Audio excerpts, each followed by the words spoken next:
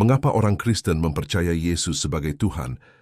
Orang Kristen di seluruh dunia percaya bahwa Yesus Kristus adalah Tuhan.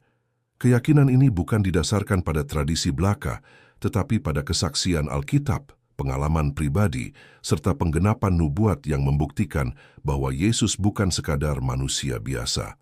Pertama, Yesus mengaku sebagai Tuhan. Yesus sendiri mengklaim keilahiannya.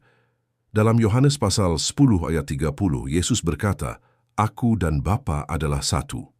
Pernyataan ini membuat orang-orang Yahudi pada waktu itu ingin melemparinya dengan batu karena mereka menganggap Yesus menghujat sebab ia menyamakan dirinya dengan Allah. Yohanes pasal 10 ayat 33.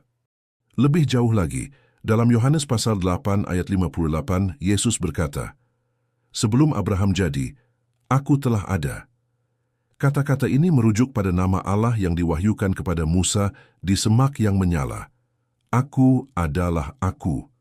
Keluaran pasal 3 ayat 14.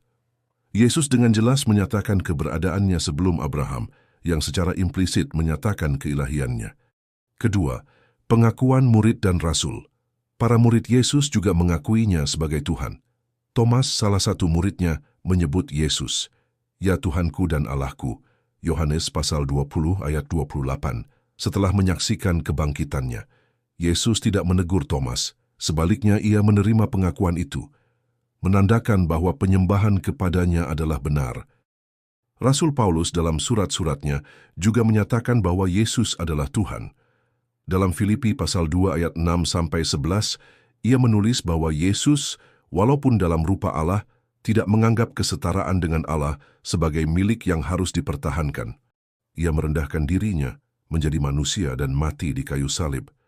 Namun karena itu Allah sangat meninggikan dia dan memberikan nama di atas segala nama, sehingga dalam nama Yesus bertekuk lutut segala yang ada di langit dan di atas bumi dan di bawah bumi, dan segala lidah mengaku, Yesus Kristus adalah Tuhan. Ketiga, Yesus melakukan hal-hal yang hanya bisa dilakukan oleh Allah. Yesus menunjukkan kuasa ilahi dalam berbagai bentuk. Ia mengampuni dosa, hal yang menurut orang Yahudi hanya bisa dilakukan oleh Allah. Markus pasal 2 ayat 5-7. Ia mengusir roh jahat, menyembuhkan penyakit, membangkitkan orang mati, dan bahkan meredakan badai hanya dengan firman-Nya. Markus pasal 4 ayat 39. Kuasa ini menunjukkan bahwa ia lebih dari sekadar nabi. Ia adalah Tuhan yang berinkarnasi. Keempat, penggenapan nubuat. Yesus menggenapi nubuat-nubuat yang telah dinyatakan dalam Perjanjian Lama.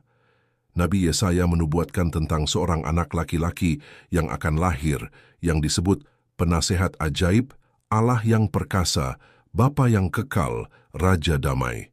Yesaya pasal 9 ayat 5. Ini bukan sebutan bagi manusia biasa, ini adalah gelar ilahi. Kelima, kesaksian kebangkitan. Kebangkitan Yesus dari kematian adalah fondasi utama iman Kristen. Rasul Paulus menulis dalam 1 Korintus pasal 15 ayat 14, "Jika Kristus tidak dibangkitkan, maka sia-sialah pemberitaan kami dan sia-sialah juga kepercayaan kamu."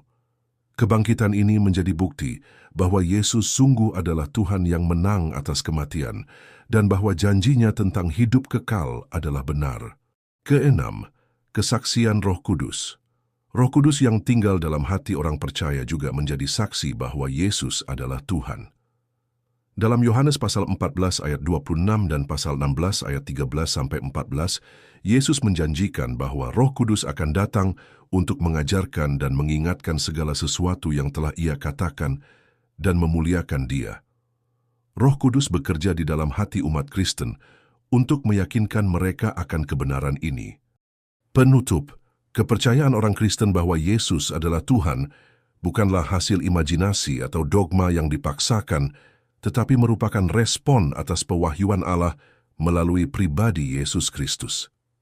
Dari pengakuannya sendiri, pengakuan para murid dan rasul, hingga karya-karya ilahi dan kebangkitannya, semua menyatakan satu kebenaran, Yesus adalah Tuhan,